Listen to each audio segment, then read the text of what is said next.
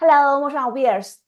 Today, we are going to talk about a topic highly related to our community, the spy war between the US and China. Good afternoon, Mr. Hafer. Afternoon to you, Dr. Liu. Well, today we're going to talk about the recent issue regarding Linda Sun. As probably most people know, she was arrested back in September on charges of being a spy for the Chinese nation by the U.S. Department of Justice. So, what's the story? What actually happened? What has she done? Now, we have to start all of this by saying that these are allegations made by the Department of Justice. They have not been proven in court. She has protested her innocence. And so these are not things that are established as facts yet. But here's a brief bio of what has happened with her. So she was born in 1983 in Nanjing, China, and then she came to the US with her parents in 1988. So she was just 5 years old at that time. And then at some point thereafter, after she was 18, she became a naturalized citizen and swore an oath of allegiance to the United States. In 2006, she received a bachelor degree in political science from Barnard College, which is part of Columbia University. And then in 2009, she got a master's degree in education from Columbia. Immediately, she went to work for a Chinese American assemblywoman, Grace Meng, who later became a congressperson. And then in 2012, she was hired by Governor Cuomo's office as the director of Asian Affairs and the Queen's representative. So now things started to go wrong. According to the allegations, in 2018, she committed visa fraud by supplying falsified invitation letters to a delegation of PRC representatives.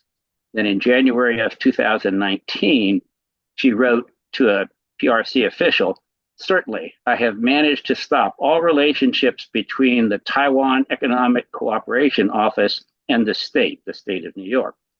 I have denied all requests from their office." In 2020, she surreptitiously added an unnamed Chinese official to a private telephone conference held by New York state government leaders.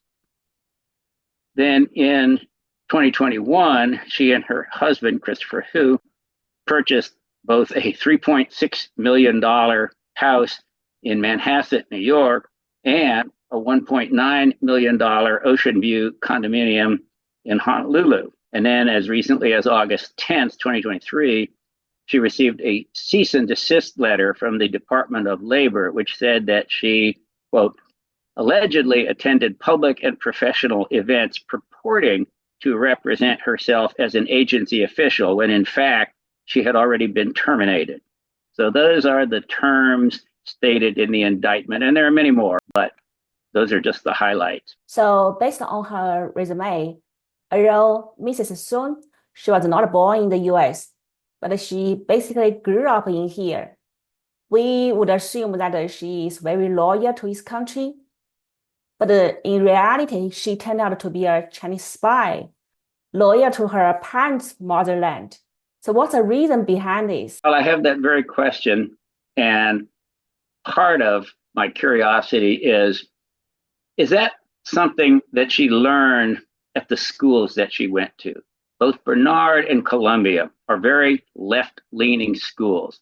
Was she taught in those schools that America is evil, that it must be undermined, that we need other countries in charge of the world? That's one of my questions as well. That's a good point. I think our school is educating students hate our country. That's unbelievable, but it's the unfortunate reality, especially the elite school. They produce so many high intelligent people to hate our country. It seems apparent that she had this intention as soon as she graduated, assuming that these allegations are true, because she immediately, upon graduation, sought out a job in a politician's office, Grace Meng's office, and then from there went to the governor's office. And she was ultimately terminated from that office once some of her hijinks came to light, but she was not arrested or sanctioned at the time.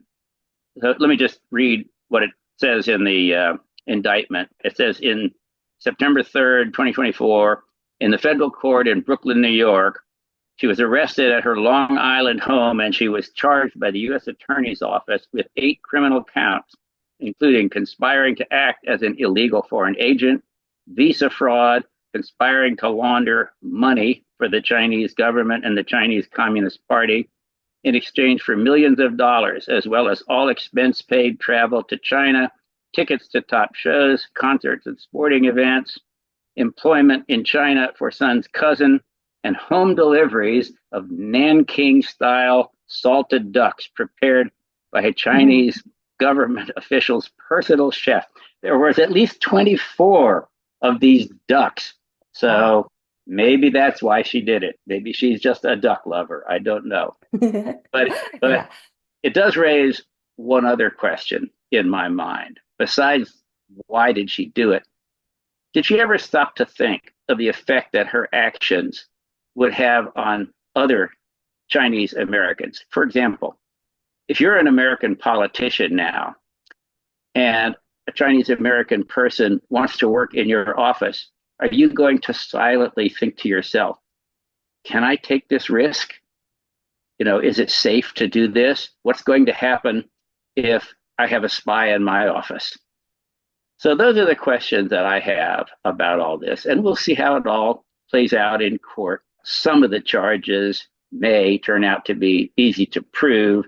The money laundering will be more difficult because it was all done, apparently, through her husband's company, and who can say what transactions were legal and which ones were fraudulent. So that will probably be difficult.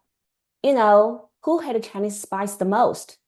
We, Chinese Americans. So every time a Chinese spies news came out, I feel surprised, but also not so surprised, because even myself personally encountered a lot of suspicious Chinese spy or CCP's United Front workers.